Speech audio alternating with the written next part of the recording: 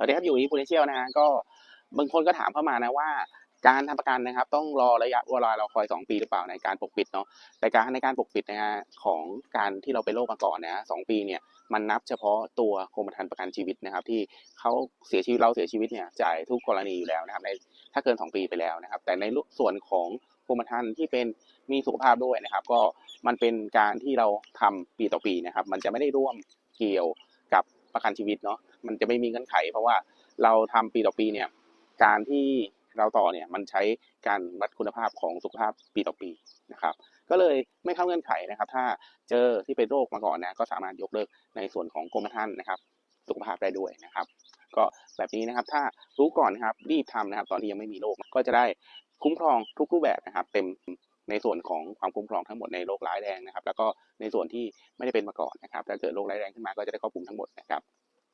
วันนี้ก็ฝากไปด้วยนะขอบคุณครับ